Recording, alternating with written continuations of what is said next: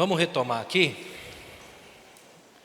Lembrem que a gente está trabalhando esse texto de Marcos, capítulo 9, dos versículos 14 até o 29, trabalhando essa pergunta que eu acho que é muito importante para a nossa reflexão. Ainda fazemos diferença?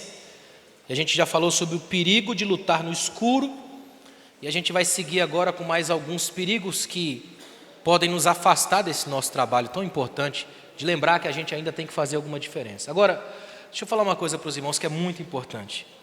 Quando a gente trabalha com essa ideia de fazer diferença, a gente tem que lembrar que isso precisa ser feito dentro do contexto da humildade. A igreja não pode se achar o máximo e ficar o tempo todo achando que ela é a diferença. Uma coisa é fazer diferença, humildemente, colaborando com o reino. Outra coisa é se achar a diferença, que é um lugar que não cabe para a igreja. É muito importante a gente entender isso aqui, essa diferenciação. Porque senão, irmãos, o que começa a acontecer é que a gente vai se tornando uma igreja profundamente orgulhosa, uma igreja de gente que acha que ninguém vai para o céu sem passar por nós. Tipo, Jesus é o caminho, a gente é o pedágio. Não funciona assim, né? Tem uns irmãos que acham que se ele não for para o céu não vai ter graça, porque ele não vai estar lá, não vai dirigir o louvor, né? Então é muito importante que a gente aprenda a colocar isso dentro dos princípios da humildade. Tem um hino da harpa que eu gosto tanto de uma letra, pastor, diz: pode ser humilde, mas se for para Deus. Está lá no hino da harpa, né? Pode ser humilde, mas se for para Deus. Olha que frase. Muita gente na igreja esqueceu que humildade é um processo da intimidade. Ou seja, quem bate no peito e diz que é humilde, deixou de ser. Lembra do irmão na igreja que tem o troféu da humildade em casa? Não funciona, irmão. Humildade é um processo, um produto da intimidade. É uma coisa que você não fala, os outros entendem, percebem. Por isso que é tão importante a gente lembrar que o nosso desafio de fazer diferença começa na gente. Num princípio de entender-se como a diferença que quer fazer no mundo. Ou seja, a diferença que eu quero que Deus me use para fazer no mundo, precisa antes de qualquer coisa acontecer dentro de mim. E dentro de mim, entenda apenas não como pessoa, mas como núcleo mais próximo, família, minha casa. Porque senão a gente vai criar ídolos do processo. Por exemplo, a gente cria uma imagem, um personagem de si. Irmãos, se tem uma coisa que é devastadora para um líder, para um obreiro, para um pregador, uma pregadora, é quando você cria uma personagem. Isso é muito perigoso. Tem gente que literalmente vive o personagem. Você convida ele para pregar, esses irmãos que vivem aqui nos bastidores, que são uma bênção, leva para o hotel, busca no aeroporto, leva para jantar, essa coisa toda. Eu valorizo demais esses irmãos, porque eles têm acesso à pessoa por inteiro, não apenas o personagem. Pergunte para eles, eles vão te dizer. Tem muita gente que vive nos bastidores da igreja que não suportam certos pastores e pregadores e cantores. Porque enquanto eles estão aqui no púlpito, são maravilhosos, porque aqui eles são personagem. Quando desce daqui, assume a persona, o humano, e aí vira um problema grave. Imagina como é sério isso. Por isso que a gente tem que entender, irmãos, que fazer diferença para nós como igreja não é impor a nossa superioridade. É o contrário, é entender a nossa inferioridade e dependência de Deus. Olha, você que está anotando, anota a palavra dependência no seu caderno aí. Anota, grifa, faz uma bolinha em volta, desenha um coração, sei lá, destaca isso aí. Na próxima vez que você passar o olho nessa anotação, dependência tem que aparecer. Dependência é a palavra-chave da vida. Olha, eu estava em 2013, eu estava em Israel. Eu, Luiz Saião, que é meu pastor, Luiz Saião, Itami Neves e o Dr. Rousseau Shedd. Estava bem na beira do Mar Vermelho, Dr. Rousseau Shedd sentado numa cadeira daquela de praia. Aproveitei aquele momento, o povo lá, no Mar Morto, na verdade, o povo lá, aquela coisa, entra no mar, tal. Eu aproveitei o Dr. Shedd ali. Eu gosto de aprender com quem sabe. Sentei do lado dele, eu perguntei para ele assim: Dr. Shedd, o senhor, com toda a vivência que o senhor tem, eu sei que o senhor já pensou sobre isso, o que define de fato alguém que está perto de Deus, intimidade com Deus? Eu estava escrevendo um texto sobre isso. O que o senhor teria para me dizer ao peso de sua experiência sobre isso? Ele ficou um tempão calado, que eu até pensei que ele não fosse responder. Eu estava disposto a respeitar o silêncio dele, até porque o silêncio do sábio fala muito mais do que milhões de palavras de um tolo. De repente ele botou a mão na minha perna assim e falou só isso aqui, ó: aprenda a depender. Dependa. No mundo, a gente é educado para independência. Tanto que a gente sonha que o nosso filhinho de colo comece a andar. Depois que ele começa a andar, a gente descobre que nunca mais ele vai voltar para o colo. Já percebeu isso? Na igreja é literalmente o contrário. Aqui você é um ser de dependência. Você depende de Deus, depende do irmão, depende do outro, depende da fé, depende de tudo aqui. Aqui é uma dependência, e não é uma dependência mendicante o tempo todo, aquela coisa miserável. É uma dependência de construção de relações. A igreja é experiência comunitária o tempo todo. A gente é tão treinado para a independência que a nossa linguagem detecta isso. Por exemplo, quantas vezes a gente diz a frase, eu me batizei, ninguém nunca se batizou, não há autobatismo, alguém te batizou. E você teve que acreditar que ele não ia escorregar com você na água. Embora tenha vontade, às vezes, de deixar um tempo mais, né? Imagina. Independência, você precisa de alguém. Alguém te batiza, alguém serve ceia para você. Tem duas coisas no mundo que é impossível fazer sozinha. Uma é casar, a outra é ser crente. Você precisa desse irmão. Eu queria que essa tarde, essa manhã aqui, nós nos convertêssemos uns aos outros. Que Deus te faça amar essa pessoa que está sentada do seu lado. De verdade. De verdade. Que Deus te faça amar. Que Deus faça você entender essa verdade. Que Deus faça você saber que o que está falando para você aqui é muito mais profundo do que você possa imaginar. Eu queria que você lembrasse disso que eu estou falando para você com todo o amor, que você colocasse no seu coração essa verdade, que Deus fizesse você entender que o que você está passando aqui, o que você está conversando aqui, o que está vivendo para você aqui, o que está entrando no seu coração, na sua cabeça aqui, é a vivência com esses irmãos. Que você seja amado e ame esses irmãos que você tem. Eu estou fazendo só um parênteses para a gente entrar de novo aqui no texto, mas só para você entender isso. Quer ver só? Um exercício rápido. Lá no segundo livro de Samuel, no capítulo 21, versículo 15 adiante, tem um texto que eu queria muito que isso aqui ficasse no seu coração, nesse período de encerramento da minha participação com vocês aqui. Olha que tremendo. Os filisteus atacaram novamente Israel. Davi desceu com as suas tropas e lutou tanto contra os filisteus, que Davi se cansou. Irmãos, pensa num texto que me alegra, é a Bíblia dizer que Davi já se cansou algum dia. Significa que você não é de ferro, né, irmão? Você cansa, e não é pecado dizer que cansa. Aliás, é bênção lembrar que você cansa. Aliás, Davi aqui, essa aqui é a última guerra que Davi vai, a última batalha que ele participa. Tenta imaginar o arauto de Israel, deu um toque na trombeta e avisou, filisteu de novo. Eles apareceram de novo no radar de Israel. Eu lembro aos irmãos que a primeira vez que Davi apareceu como o guerreiro de Israel foi contra os filisteus. Na verdade, o filisteu, Golias. É ou não é? Agora é a última guerra. Teve uma guerra que Davi não foi. Só que aí ele ficou dando volta pelo palácio, viu a mulher dos outros, pegou ela para ele, deu um problema tão grande que agora ele foi. É ou não é? É a última guerra, Davi aqui está cansado, está velho, mas ele sabe que se ele ficar sozinho não presta, é conhecer-se, é saber que às vezes o inimigo sou eu.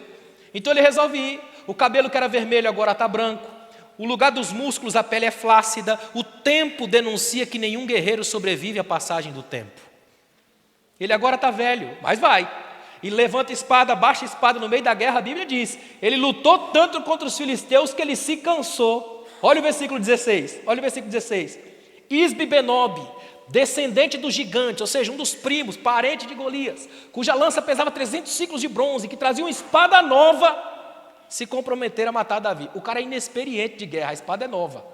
Ele está vindo lá, novo, ele olha, imagina essa cena comigo aqui, olha para mim, imagina, Davi velho, cansado, lutou tanto que colocou a espada num canto, segurou numa árvore, está puxando fôlego, está cansadíssimo, aí Isbi-Benob olha de longe assim e pensa, não acredito, é Davi. Estou com a espada nova, hoje é meu dia de sorte, os deuses da guerra conspiram a meu favor, eu vou matar Davi, vou estrear na guerra simplesmente matando o cara do outro lado, vou vingar por tabela o meu parente Golias, hoje é meu dia, vão cantar sobre mim. Ele vai na direção de Davi, irmãos, Davi morreria sem nem saber quem foi que matou, uma morte desonrosa para um homem do naipe de Davi. Só que dá uma olhada no 17, mas Abissai, filho de Zeruia, o socorreu. Sabe quem é esse aí? É um daqueles primeiros homens, 400 homens, amargurados, abatidos, oprimidos e endividados, que ninguém queria, e Davi se fez chefe deles. Chamou para ser pastor, vem cá, congregação que ninguém quer dirigir, eu quero. Vem cá, vou dirigir vocês, vou ser pastor de vocês. Abissai, filho de Zeruia, socorreu e ferindo o filisteu, o matou. E olha essa frase. Então os soldados de Davi lhe juraram. Imagine isso aqui, ó. Abissai entra no meio, mata aquele rapaz, Davi ali sem saber nem o que está acontecendo direito. De repente os soldados se juntam em torno de Davi, ele está no meio, é em torno dele, ele está no meio, desesperado, sem saber direito o que está acontecendo, desnorteado, a espada no canto, o rapaz morto. Aí os seus soldados olham para ele e juram: nunca mais você vem com a gente.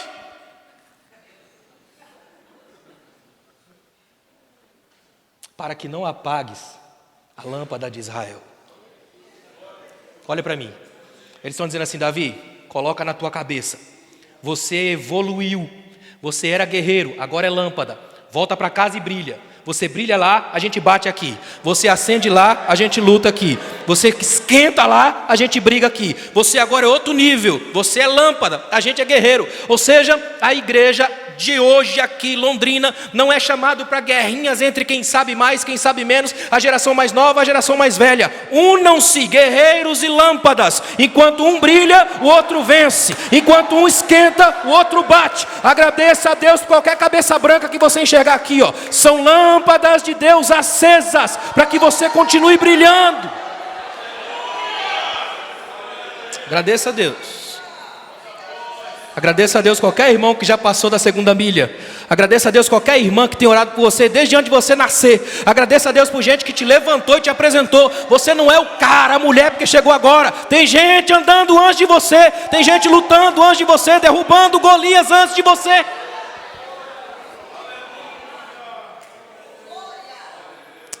Por que eu pontuei isso? Eu pontuei isso porque olha o segundo ponto na apostila. O perigo de lutar com as armas erradas. Esse é o nosso perigo. Davi quase morre porque esqueceu que é lâmpada. E lâmpada não é para brigar, é só para acender. Quando você luta com as armas erradas, causa um problema. Vamos olhar no texto aí, dá uma olhada. Jesus disse: essa casta não sai, a não ser com. Há certas coisas que são totalmente inúteis quando aplicadas a essa casta. Em outras palavras, nosso Senhor estava dizendo: vocês falharam nesse caso em particular, porque o poder que vocês tinham, que foi suficiente e adequado para outros casos, é inadequado aqui. Os discípulos ficaram envergonhados, incapazes, e o menino numa condição deplorável. Olha o que Jesus está falando. Jesus olhou para os discípulos e falou assim: ó, sabe qual é o problema de vocês? Vocês não entenderam que o que vocês já fizeram lá atrás não funciona mais aqui hoje. Não é porque a palavra de Deus mudou, os tempos mudaram, é o lugar que a gente está é diferente. Um professor meu disse uma frase esses dias que ficou marcada comigo. Ele disse: nós não estamos numa mudança de época, numa época de mudanças. Nós estamos na mudança da época. É mais sério. Nosso tempo é outro. O modelo, o molde de mundo é outro. As lógicas são outras. Irmãos, o mundo que a gente vive, que a gente conheceu, quando eu falo a gente nesse sentido assim de conhecer de um tempo um pouquinho mais para cá, de 20 anos para trás, por exemplo, é completamente diferente. Meu filho tem 17 anos, nunca viu uma vitrola. Imagina, o meu sogro pegou o netinho no colo e foi mostrar uma foto impressa. O netinho foi com 2 dedos para ampliar a foto. É a nossa geração. Os sociólogos trabalham com uma definição que existe hoje os nativos digitais e os imigrantes digitais. Nativos digitais, qualquer um nascido de 1990 para trás, praticamente. A grande maioria aqui, nativos digitais. Imigrantes digitais, perdão. Nativos digitais, de 1990 para cá. São poucos aqui, mas deve ter algum, né? Você quer saber a diferença entre imigrante digital e nativo digital? Dá um iPhone na mão de cada um. Quem pedir manual de instruções é imigrante. O nativo já vem possuído, é ou não é? Já sabe tudo. Daqui uns dias o ultrassom vai ter legenda. Bebezinho lá no ultrassom já fala: mãe, meu login, senha, né? A gente vive nessa geração. Tudo hoje é muito mais rápido, é linkado, é conectado, é intertextual, tudo transita com tudo, existe um trânsito de ideias, de coisas, de movimentos, de pensamentos, de sensações, tudo é mais linkado, tudo é plugado, tudo acontece e se realiza e se anula na mesma proporção, tudo pode virar meme a qualquer instante. Você que prega, fique esperto, qualquer coisinha sua, qualquer pequeno deslize, te transforma ao mesmo tempo numa estrela perigosa. Por isso é tão importante você saber onde você está pisando, o chão que você está pisando. Um dos seminários que eu tenho feito nas mentorias que faço em algumas igrejas é sobre essa conversa do pastor no tempo que a gente vive. Esse tempo, entender o tempo que se vive. Ainda tem pastor que não faz ideia disso. Por isso não consegue conversar com adolescente, por exemplo, não consegue trocar ideia com os próprios jovens das igrejas. É sério, irmãos. Tem obreiro, por exemplo, que se ele for conversar com o seu filho de 15, 16, 17 anos, a filha, ele não faz ideia do que ela está conversando. Ele sai tão desesperado que ele fala para a esposa: você tem que levar essa menina na igreja. Falou um monte de coisa lá que eu não entendi nada. Tudo normal. Esse dia meu filho mandou uma mensagem para mim, só com emoji. Pai, aí sobe, um monte de desenho. Aí eu mandei para ele: filho, nós não estamos no Egito. Escreve em hieróglifo, eu não entendo isso não. Manda para mim normal. A gente vive nessa geração. Eu entendi, mas eu brinquei com ele, né? Nós vivemos uma geração que não faz ideia de que não é para se impor. Agora a gente vai ter que criar um novo. Não tem nada mais velho que o novo. O que a gente tem que fazer é criar novas formas de se compreender. Buscar diálogos, troca de ideias. Deu para entender aí? Você está aí? Deus me livre. Coloquei aí, usamos armas erradas na época errada. Por exemplo, anacronismos. É gente que, pelo amor de Deus, o anacronismo é um negócio muito terrível. Ainda tem irmãos, por exemplo, que quando ele vai conversar com você, a sensação que você tem é de sentir cheiro de mofo existencial crônico. Já viu? Você vai na igreja e fala: vamos ouvir a mocidade. É lindo, mas mocidade é anacronismo. Hoje é jovem. O que custa trocar, né? É um anacronismo. Isso é só um exemplo, um pequeno exemplo. Tem irmão, por exemplo, que ele vai conversar com uma classe de adolescentes e ele começa: amantíssimos e eternos jovens adolescentes da puberdade gospel. A guisa de introdução, irmão, os jovens olham para você assim, e o pior, a grande concorrência para quem fala na igreja hoje, nem é o diabo, é o celular. Ele é mais rápido, mais perto e muito mais legal. É ou não é? Quer ver, Usamos anacronismos, teologias vazias, respostas a perguntas que ninguém mais faz. Lutamos contra inimigos errados, narrativa política, dogmatismos asfixiantes. É tanta coisa embaçando a visão da gente que a gente não foca no real problema. O tempo, a mudança de tempo, o lugar que a gente está vivendo. Aí cria uma série de coisas, inventa coisa para lá e coisa para cá, e narrativa doida, e alguém vem e cria um monte de coisa e faz um seminário sobre aquilo. Tudo completamente distante. São cortinas de fumaça para não entender o dia e o tempo que está vivendo.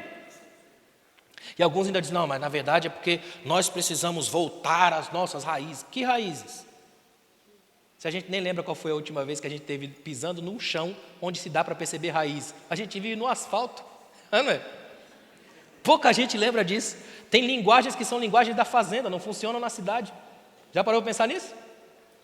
Às vezes a gente faz uma metáfora fantástica aqui no púlpito e olha para os irmãos e estão voando. Não faz ideia do que você está falando. Eu acho incrível que Jesus chega para os discípulos, encosta perto de Pedro, vê Pedro pescando e fala: Pedro, vem comigo, vou te fazer pescar gente. É a mesma linguagem. É maravilhoso. Já pensou se Jesus chega para Pedro e fala: Pedro, eu vou trocar uma ideia com você aqui, lá Paulo, olha, eu vou te chamar para produzir conversões de metavisão, de cosmovisão, de amplitudes extraordinárias. Pedro olhar para ele assim: vem comigo que eu vou te fazer pescar gente. É maravilhoso, irmão, é maravilhoso. Vocês já pensaram se eu chegasse aqui, por exemplo, para dar essas aulas, com o mesmo esboço que eu tenho aí, e eu enrolasse isso aqui, com linguagem técnica complicada? Fala a verdade, irmão. É angustiante. Eu não sei se você já teve a angústia de participar de uma aula de algum PhDeus, que ele enrola, e você fica pensando: meu Deus, e dá uma volta. Irmão, fala a verdade, é angustiante, porque a beleza da comunicação está em se fazer entender. O que interessa para mim aqui é exatamente isso, é que aquela irmã que está aqui, que não tem lá a qualidade ou a formação teológica formal e tal, mas ela está aqui, ela não quer saber se existe infralapsarianismo, supralapsarianismo, quem é Calvino, Lutero, ela só quer uma palavra para voltar para casa e suportar o marido difícil. A pregação do evangelho não é uma obra de arte para ser aplaudida. É um pedaço de pão para ser comido por alguém desesperadamente faminto. E o pregador é o mendigo contando para os outros mendigos onde é que tem pão. E a gente correndo para buscar e se fartar dessa palavra. É isso que a gente precisa. Olha o que eu coloquei aí. As coisas que os discípulos usaram não eram más. eram insuficientes, assim como muitas das nossas técnicas atuais. Agora é que o negócio aperta. Bota aí o cinto de segurança, dá uma olhada, ó. Por exemplo, as nossas técnicas, orgulho apologético, pensa numa coisa chata. Ainda ficamos presos à tentativa desesperada de fazer valer as nossas posições. Somos a maior igreja, somos os guardiões da verdade. Teve um que falou assim, nosso ministério é santo. Eu fiquei sabendo, pastor, de um indivíduo que chegou, isso ocorre entre nós na academia, mas eu vou abrir para vocês. O indivíduo chegou e falou assim, nossa igreja, nós somos de uma origem batista, nós somos de uma igreja batista que nós traçamos a nossa linhagem, DNA, e nós chegamos a João Batista. Então nós somos a igreja original.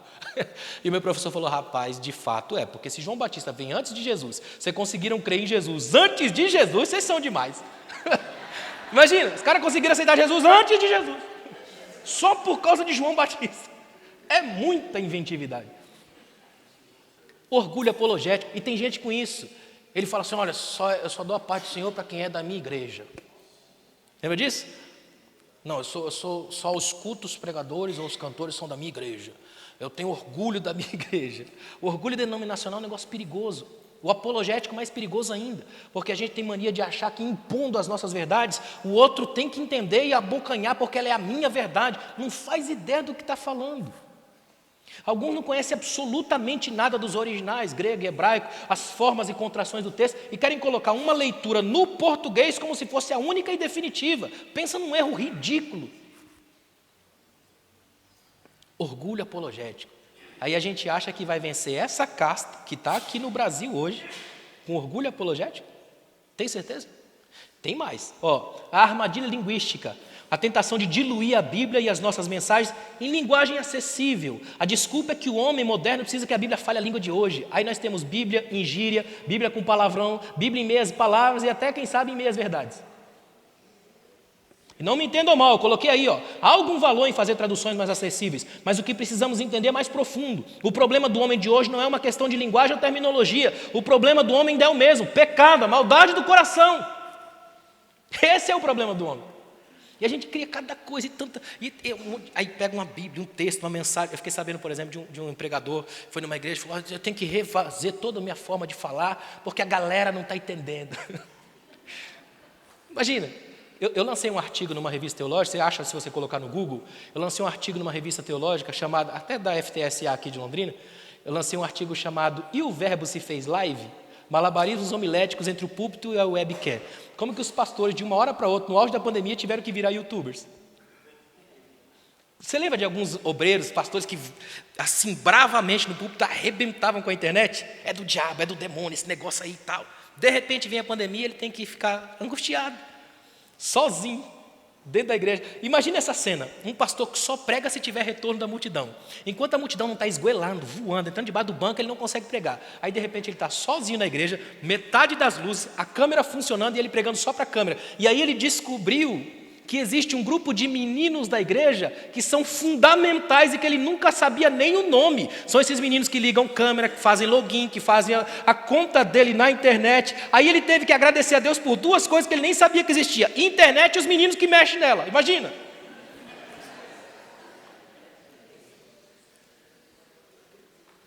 Nunca despreze ninguém no reino. Nunca despreze ninguém no reino de Deus, porque no dia da sua maior guerra tem um Abissai, que sai lá de dentro daquela casinha lá, mexe no negócio e faz a coisa funcionar. Você está vivo aqui hoje porque Deus tem heróis do anonimato andando pelo meio da igreja. Agradeça a Deus por um minuto aí pelas irmãs que limpam o chão aqui, ó, que arrumam os bancos para você, que mexem lá na internet, esses irmãos que mexem no som aqui, que estão lá cuidando do seu carro. Irmão, tem crente que é tão enjoado que ele confunde dízimo com imposto. Então ele acha que está pagando isso aqui. Por isso ele fica irado com o irmão porque não tem vaga no carro. Não, tem que pagar isso aqui, irmão, estacionamento. Ele é crente aqui dentro, fica endemoniado lá fora. Quando é que a gente vai abrir a cabeça para isso aqui, ó? Ou seja, o problema não é linguístico, é mais profundo, é pecado. E o pecado, quando habita a alma, não tem a ver só com estéticas e moralismos. O pecado mais monstruoso que a gente carrega é o nosso desejo imenso de ser visto o tempo todo, de aparecer o tempo todo, de falar o tempo todo, de ser o único que mais ora, o único que mais canta, o único que mais prega. O pior de todos os pecados é o simulacro do divino. É quando eu aprendi a fingir bem. É por isso, irmãos, vou falar um negócio assustador, mas eu tenho que falar. Até porque eu trabalho com liderança, eu preciso falar isso. Correndo todos os riscos por minha conta e risco, lá vai. É por isso que grande parte das nossas convenções não deixam as irmãs falarem. Arruma um lugar para elas lá embaixo, para fingir que elas são importantes. Porque se elas falarem, não tem convenção. Elas sabem a mentira que muitos homens são. Não é à toa que os grandes bandidos do país se vestem assim, terno e gravata. Grande parte das nossas convenções são bailes de vaidades. Pastor, igual pastor para ser presidente, sofre em convenção, irmão. Toda hora aparece um convitezinho assim, uma agenda. Fiquei sabendo de um pregador que vem com um cartão cheio de bandeira dos países por onde ele passou. Você não sabe se ele é pregador ou trabalha na ONU. Ele veio com aquele cartãozinho aqui, pastor, acabei de chegar. E é uma cronologia que nunca baixa, né? Preguei ontem nos Anéis de Saturno, numa conferência intergaláctica. Hoje mesmo eu peguei um voo, preguei em Los Angeles, cheguei aqui, fui na Bahia, voltei. Pelo amor de Deus, é anjo. Não tem lugar para descansar, não tem tempo, não tem igreja, não ouve ninguém. Nunca senta para aprender. Passa a vida inteira dando a volta pela terra, um artifício muito perigoso. Quem aparece assim na Bíblia é outro cara.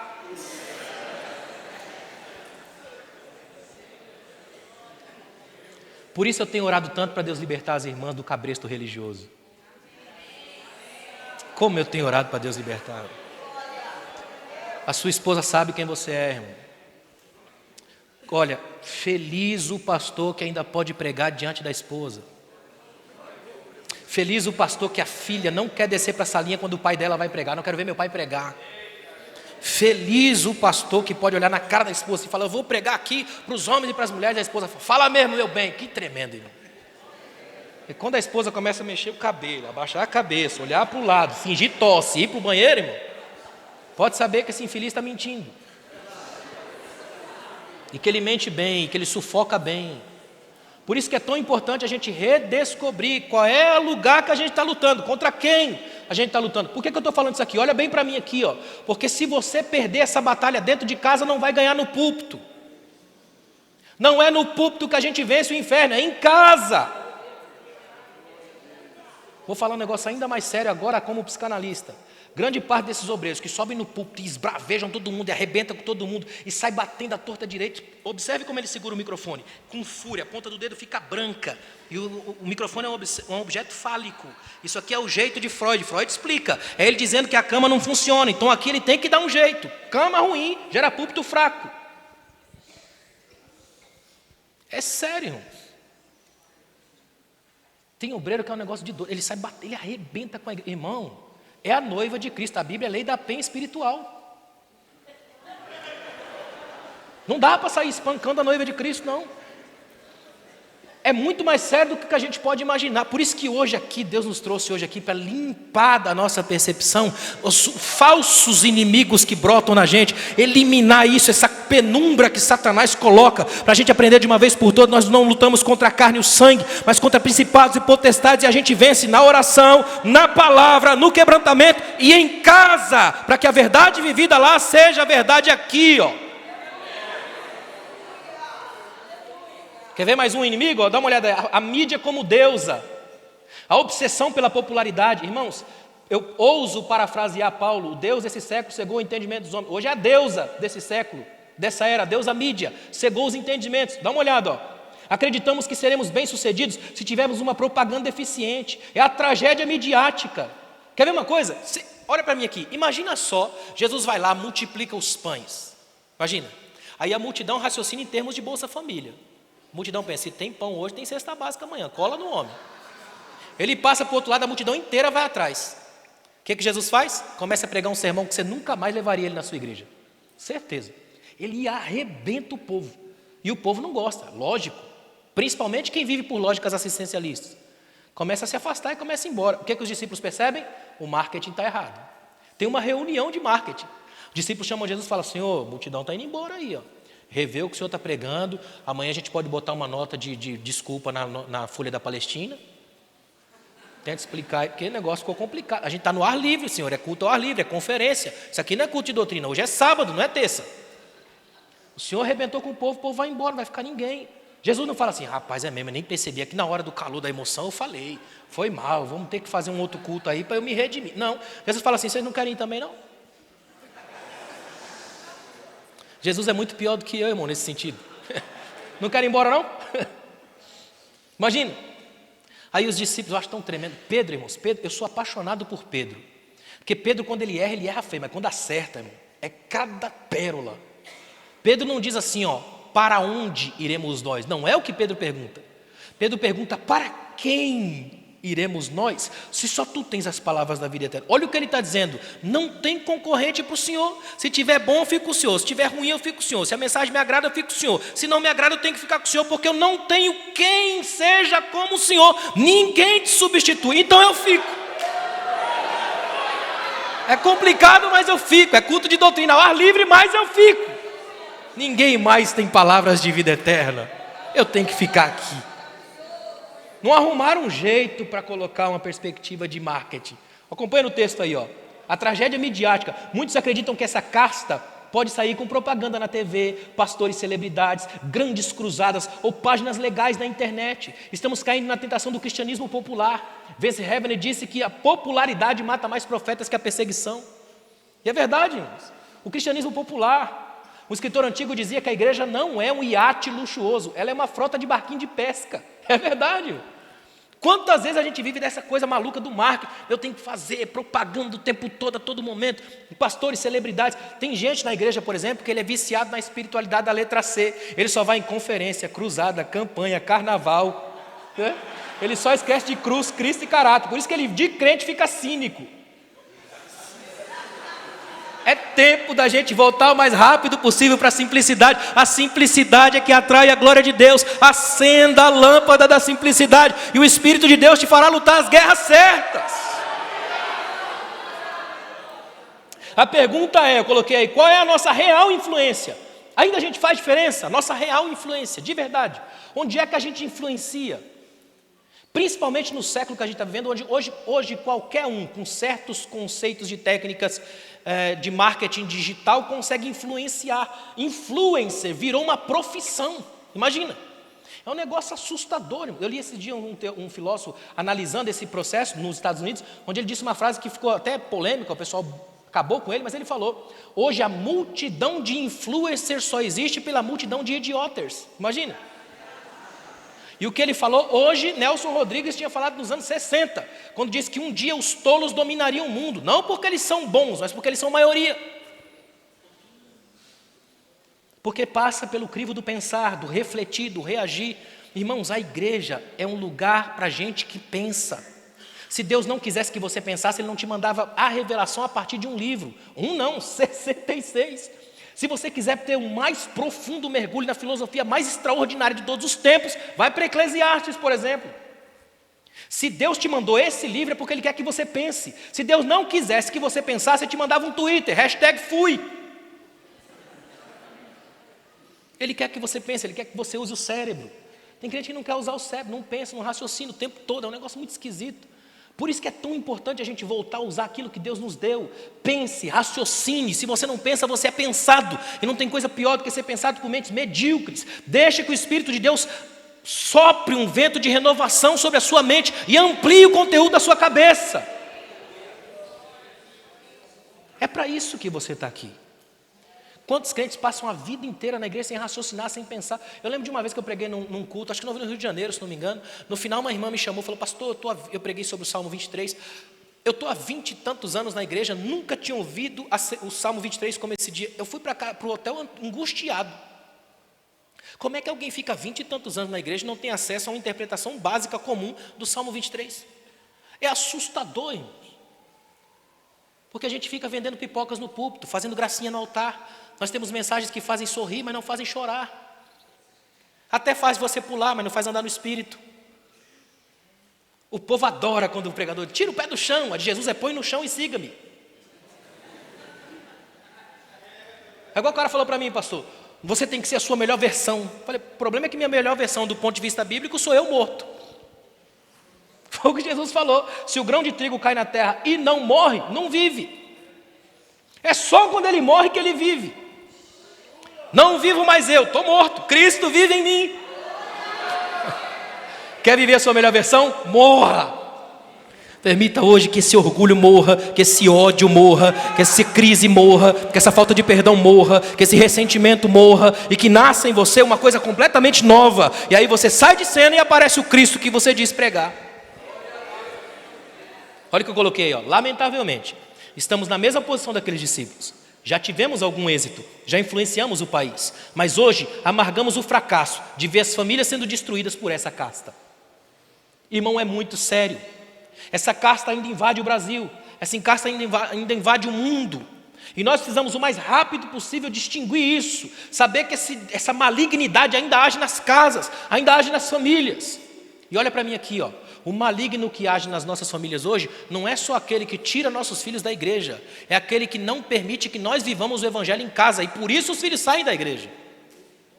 Tem muito irmão que pensa, não, Satanás entrou lá, aí desviou meu filho, levou meu filho embora. Como é que você tem vivido o evangelho em casa? Tem pai e mãe que vive o evangelho de um modo tão angustiante, tão complicado, que tudo que o filho mais quer é sair da igreja, porque não suporta o evangelho que vê nos pais. Por exemplo, se você é um marido truculento, brutal, que arrebenta com os filhos o tempo todo, aquele cara complicado, difícil, e seu filho o tempo todo te reconhece como pai, chega na igreja e ouve o pregador chamando Deus de pai, como é que você acha que ele vai projetar a figura? Ele não vai querer envolvimento com Deus. Se o pai dele é uma miséria, como é que Deus como pai vai ser bom? Reconstrua o imaginário do pai na cabeça do seu filho em casa. É importante demais isso. Irmãos, eu ministro muito nesse Brasil aí durante muito tempo em encontros de casais, porque Deus e eu, falei para vocês, Deus e eu, a gente briga direto, e quando eu falo que não quero, Deus me põe para fazer. Deus é do contra. Não queria nunca falar com o negócio de casais, acabei falando uma vez, pronto, 70% da minha agenda é casais, imagina. Aí fui ministrar no evento de casais, e o que eu vejo é muito disso. Tem casais, pastor, que vai em todos os eventos de casais do ano, só que não é porque ele quer mudar, é só para ter certeza que tem esposa pior que a dele, é paliativo. É muito esquisito. Grande parte das ministrações para casais, pode observar, ou elas são uma erotização ridícula, ou são brincadeiras para os casais sorrirem, como se isso tirasse o desespero da vida a dois. O que eu faço é o contrário. Pego o texto bíblico, do texto bíblico extraio as verdades que o casal precisa. Machuca, mas sara. Quando o casamento do líder não é acertado à luz da palavra, isso vaza na igreja. John Wesley escreveu que um beijo, um carinho do pastor com a sua esposa em público produz efeito maior do que 100 sermões. Tem obreiro que, pastor, encontro de casal, e tem casal que você tem que pedir para sentar junto. Encontro de casal. Porque o cara chega, abandona a esposa lá e vai sentar do outro lado, imagina. Dizem que é o lado B do casal, chega no céu, os dois morrem, a esposa vem, meu amor, não, o trato é até que a morte separe. Arrasou.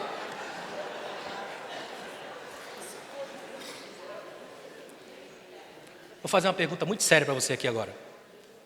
Quantos dos obreiros que estão aqui que são casados? Levanta a mão aí. Olha aí, que benção. Se eu colocasse aqui agora, não responde não, de novo, não responde. De novo, não responda, amém? Eu coloquei aqui no púlpito agora, por um poder cósmico, uma espécie de túnel do tempo. Eu te dou a chance, casado, de entrar no túnel do tempo agora e mudar a escolha. Você casaria de novo com essa pessoa?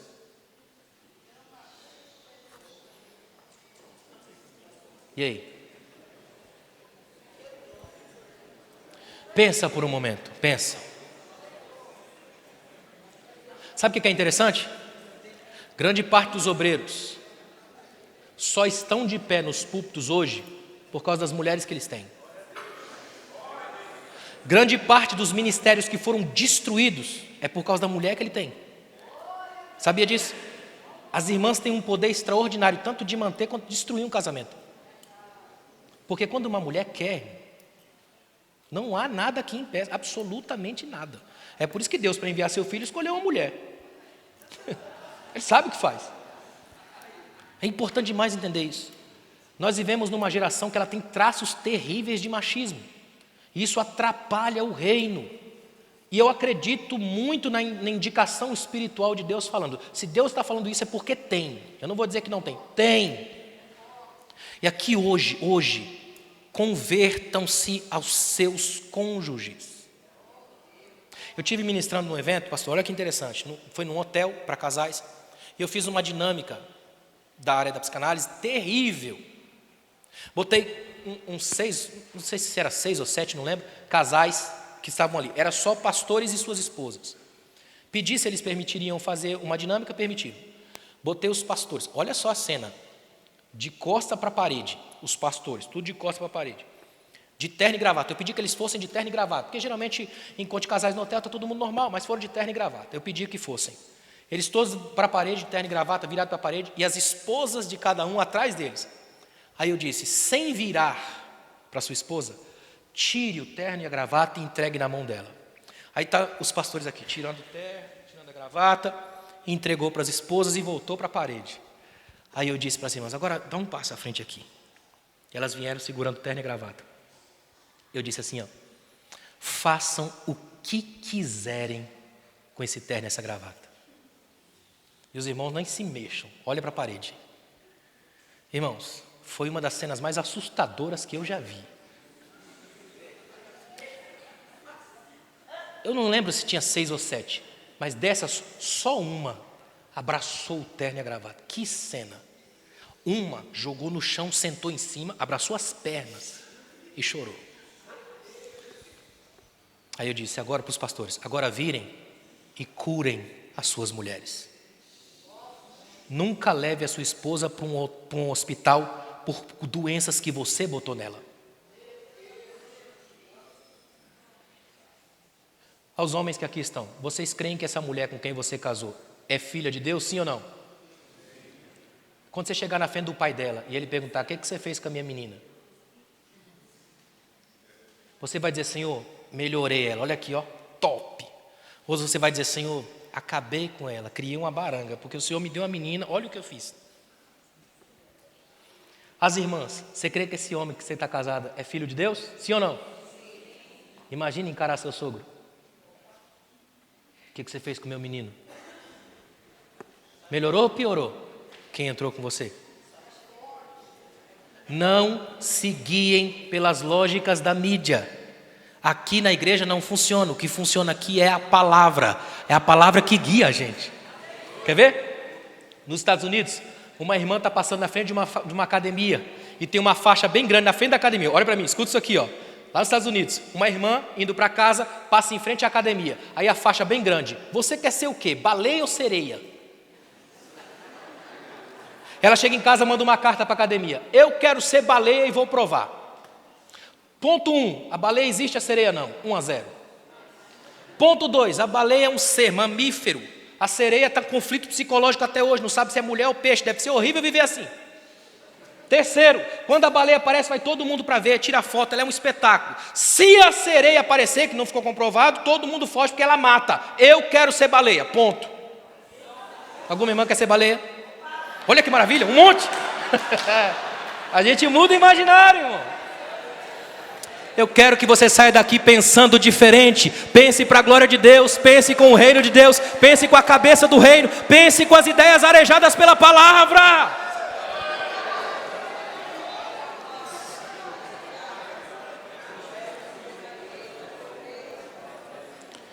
Terceiro, dá uma olhada aí.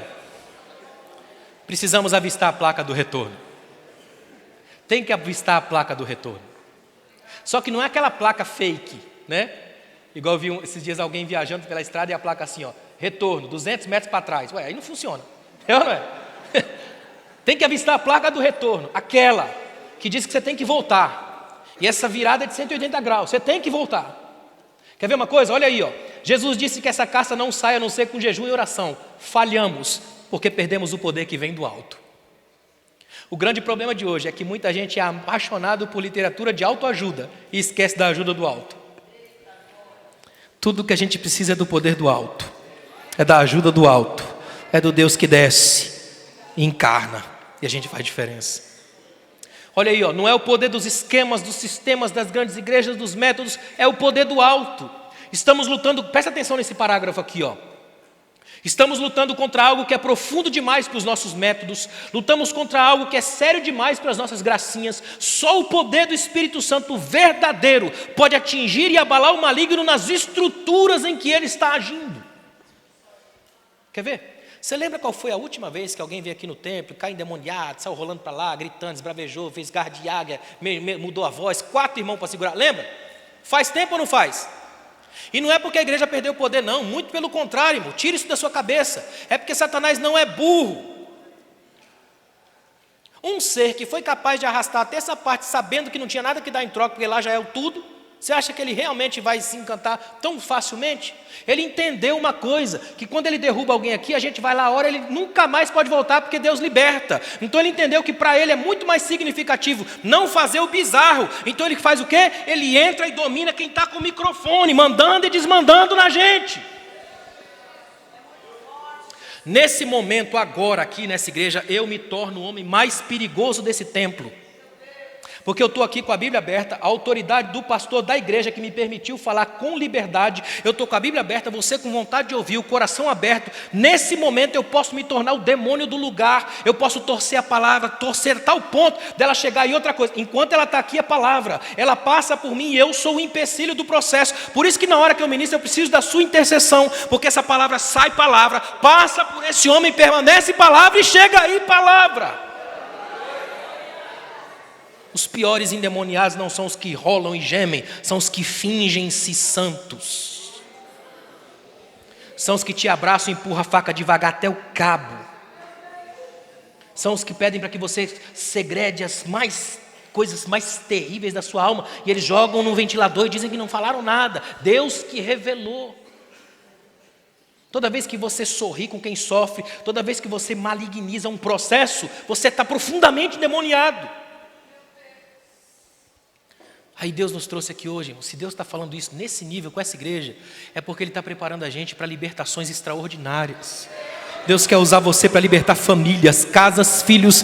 Deus está tratando a gente. Isso aqui não é Deus te batendo, é Deus te preparando, é Deus te projetando, é Deus fomentando, formando você. Ele vai enviar famílias que serão libertas pela sua oração, pela sua atitude, pela sua casa, pelo seu canto, pela sua mensagem, pelo seu ministério, pela sua ministração. Vai vir gente angustiada, malignizada, destruída.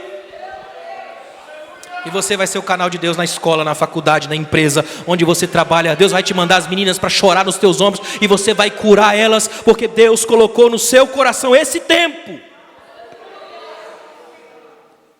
Uma vez eu fui numa escola bíblica, o pastor falou: pastor, desculpa aí, a igreja está meio vazia, pouca gente. Eu falei: muito pelo contrário, está aqui, nem Deus queria que viesse. Ele é soberano, sabe exatamente o coração de cada um aqui, ó. Ele sabe exatamente onde se encaixa. Olha o que eu coloquei aí para finalizar, ó. Precisamos nos conscientizar disso até o ponto do desespero. Sem o poder do verdadeiro Espírito de Deus não iremos vencer, seremos envergonhados na cena moderna. Agora guarde isso aqui, ó. Precisamos entender que a autoridade não é nossa, é de Jesus. Irmãos, Jesus não nos deu poder sobre pessoas, mas sobre espíritos. No afã de expulsar demônio, às vezes a gente expulsa a gente. Esse é talvez o problema mais terrível que tem. A gente não percebe essas coisas, vai criando uma igreja de narrativas perigosas, até de ideologias políticas complicadíssimas para a igreja. E aí, no afã de expulsar o demônio, a gente expulsa a pessoa. Que nem eu fico pensando, por exemplo, ó, quer ver só para você entender o que eu estou falando, tomara que você entenda. Se nesse exato momento eu dissesse para você que tem um anjo preto aqui no altar, do meu lado, imediatamente se arrepia, acha estranho, esquisito. Por que o que é negro imediatamente é associado ao inferno, sendo que o preto nada mais é do que o acúmulo dos azuis? É tanto céu sobre céu que fica escuro quando você fecha os olhos, e naquela escuridão brota a luz que você precisa para ser e viver. O que passa disso está nos olhos machucados de quem vê. Pensa por um momento. Por que a gente tem que o tempo todo colocar as pessoas dentro de categorias? A pessoa chega para você desesperada: irmã, me ajuda. E você fala: porque você não ora que nem eu. Matou a conversa. Como é bom quando a gente chega aqui e simplesmente se abre e a glória da humanidade aparece. Gente simples se abraçando um ao outro, levantando, ajudando, protegendo, e a experiência comunitária sai curando vidas. Olha aí, ó, precisamos entender que a igreja não é nossa, é de Jesus. Pensa numa frase difícil de dizer, que a igreja não é nossa, ela é de Jesus. Amém? Amém. Não é nossa, ela é de Jesus. Precisamos entender que a salvação não é nossa, é de Jesus. Não segue uma série de requisitos. Olha, se você fizer isso, isso e isso, é salvo, te garanto. Nunca. Não é nossa, é de Jesus.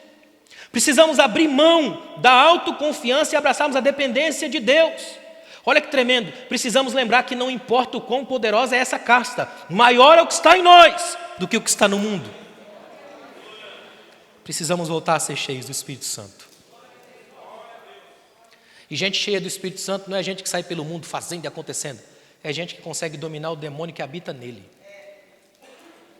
Gente cheia do Espírito Santo não é gente que sai pelo mundo falando para todo mundo: olha, eu estou cheio do Espírito Santo. Não precisa dizer. Gente cheia do Espírito Santo cura pelo abraço, pela aproximação.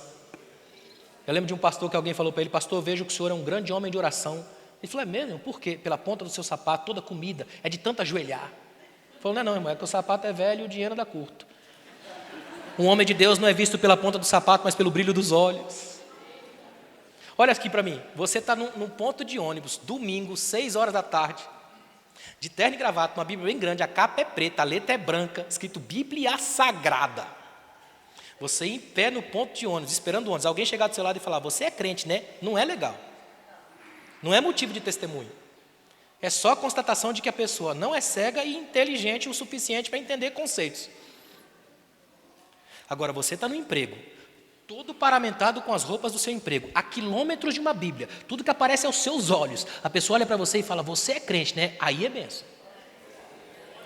Porque aí significa que você encarnou essa graça, a tal ponto que os esquemas, os arquétipos não podem mais tirar. A luz, quando brilha, trevas nenhuma fica perto dela. O sol é o maior desinfetante, ele entra e limpa tudo.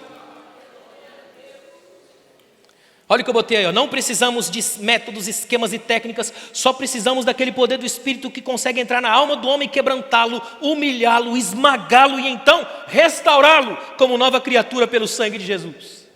É um completo restaurar, uma revolução. Ó. Precisamos avistar a placa de retorno, e ela diz: jejum e oração, concentração e conversa com Deus, mais de Deus, menos da gente, é a nossa única esperança.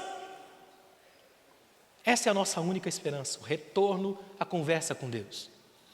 Uma das melhores aulas que eu tive na vida foi quando lá eu estava no seminário ainda, e tinha um professor, eu gostava muito dele, um professor angolano, cara de muita oração. Aí um dia, eu tô lá tinha uma sala de oração no seminário, eu estou lá na sala de oração e ele chegou. Pensei: maravilha, vou aprender a orar com o meu professor. Falei para ele: eu quero aprender a orar com o senhor e tal. Aí ele ficou lá comigo. Irmão, pensa, ele ficou um tempão parado, ele só fazia assim: amém. E eu ficava... O tempo passou, eu fiquei ali, pensa no arrependimento. Uns 10 anos para frente é que eu fui entender. Como é tremendo quando a gente tem uma comunhão tão profunda com Deus, que não precisa falar nada para ninguém ouvir. É troca de ideias. Você quer ver isso na Bíblia? Jesus acaba de ressuscitar. O que eu vou falar para vocês agora é capaz de transformar a sua mente. Olha para mim. Jesus acaba de ressuscitar. Se sou eu, irmão, deixei o céu, o canto dos serafins, para ouvir conversa de pescador. Fiquei todo esse tempo andando com eles aqui. Experimentei o caos, a morte e o sofrimento. Fui para a cruz, cumpri minha missão, venci a morte. Irmão, eu saía e falava para o discípulo: ó, fui, está feito, o Espírito está vindo, já é. É ou não é? Jesus não. Ele vai a pé, com 2 discípulos reclamando 11 quilômetros.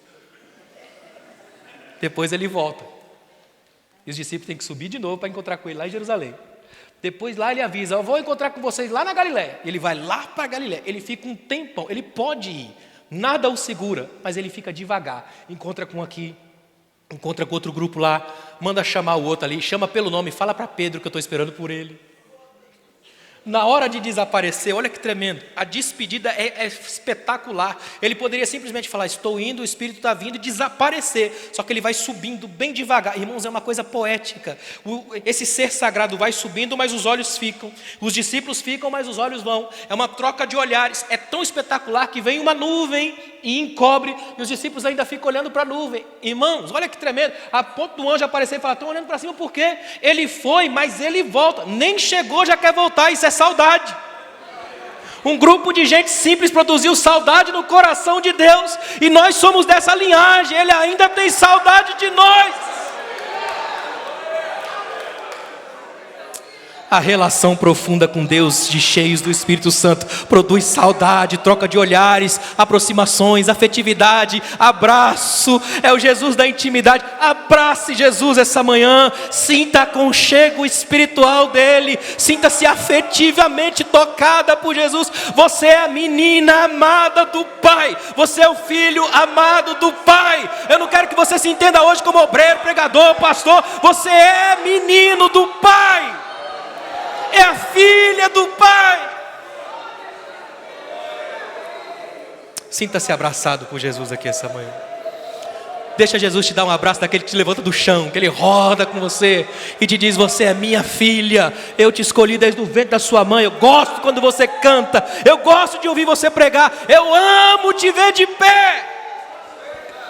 Por isso que a morte não te levou, por isso que a doença não te destruiu, por isso que o caos não te arrebatou, por isso que o inferno não ganhou a batalha. Você está vivo aqui hoje porque a graça te sustenta.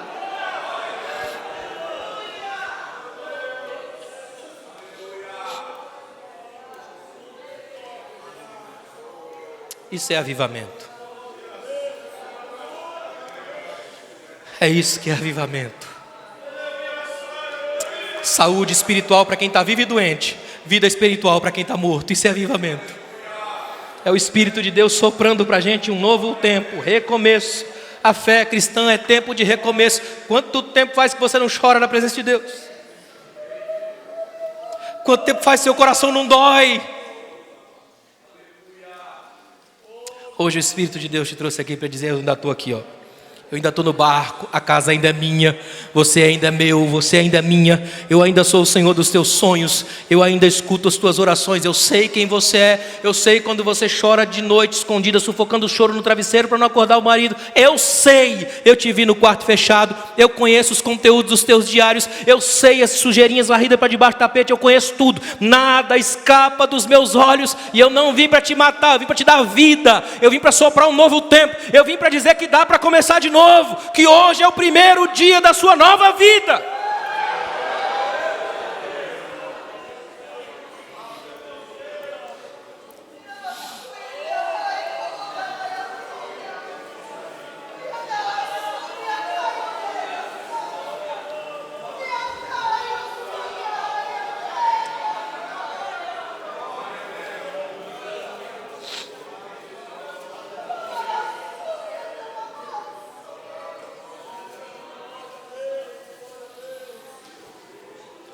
Eu coloquei aí, ó, precisamos de um avivamento.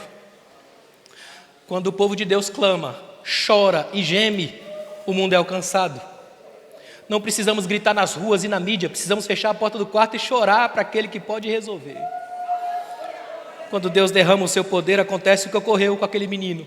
Com facilidade o demônio sai e a família é restaurada. Ah, que Deus levante nessa cidade uma igreja capaz de chorar pelas famílias dos outros. Que você seja capaz de ser o líder que Deus quer para esse tempo. Que vocês se convertam o coração um ao outro, a ponto da sua casa ser uma antecipação diária do céu. Que a sua filha adolescente ame ouvir você pregar, pastor. Que o seu menino queira chegar em casa o mais rápido possível, vindo da faculdade só para estar perto dos pais. Que Deus entre aqui hoje nos seus imaginários, na sua mente, te liberte das angústias, dos abusos, das coisas caladas, mastigadas para dentro. Eu vou fazer um negócio aqui que eu sinto de Deus, eu sei que o pastor vai me permitir, eu vou fazer. Nesse exato momento, eu sei que algumas pessoas aqui estão com o coração ardendo, queimando, porque Deus tem coisas a mexer profundamente no seu coração. Se é o seu caso, levante-se e venha até aqui à frente, eu quero orar com você.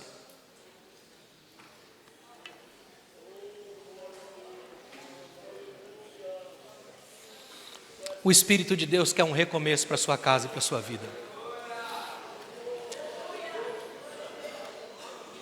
Deus quer fazer com que tudo volte a ser como o seu projeto original. Nem que você queira, você consegue estragar o plano de Deus para a sua vida. Os erros que você cometeu não impedem o agir de Deus na sua vida. Os lugares por onde você passou não tiram Deus do seu caminho. A angústia que você já enfrentou na sua família não tira Deus de perto da sua casa. Deus não sai do seu quintal porque tem brigas nas famílias. Deus é o Senhor da sua casa, causas e dos casos que acontecem na sua vida. O Espírito de Deus está te chamando aqui hoje para um novo tempo.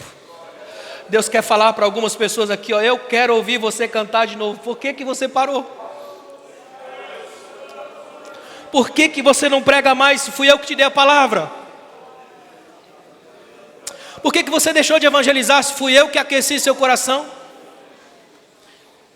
Deus sabe onde sua filha está. Deus sabe onde seu filho está hoje. Deus conhece os caminhos. Deus é Senhor. E hoje Ele está te dizendo, eu tenho o controle de tudo. Eu tenho a situação na palma da mão. Eu sei os documentos. Eu conheço tudo.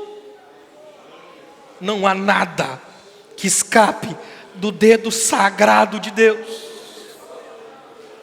Feche os seus olhos. Ah, Espírito Santo.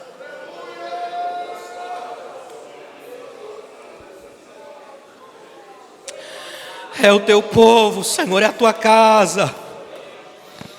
São os teus filhos, são as tuas filhas.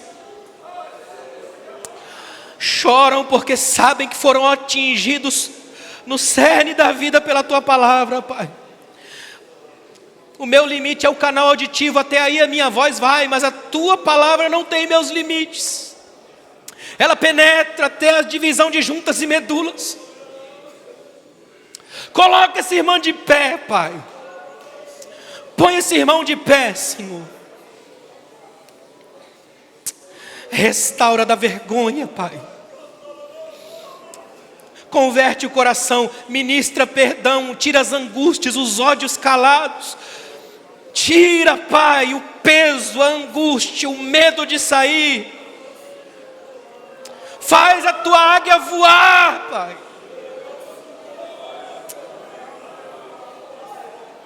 Liberta-nos essa manhã, Senhor.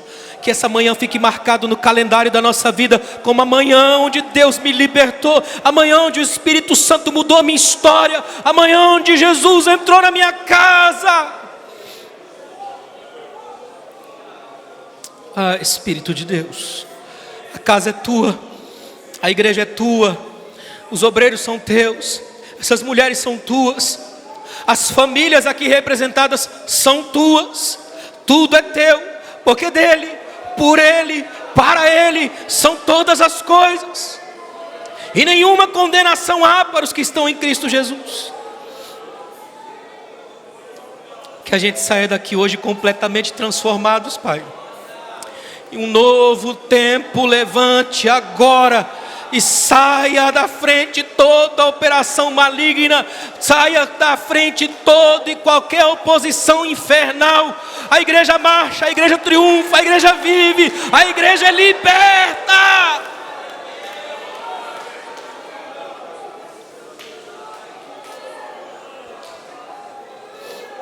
Obrigado, Deus. E que cada família saia daqui tocada pela tua graça. Em nome de Jesus. Em nome de Jesus. Que Deus te abençoe. Que você volte para o seu lugar e para a sua vida cheio do Espírito de Deus. Se você crê, você está começando a viver de novo. Obrigado, pastor.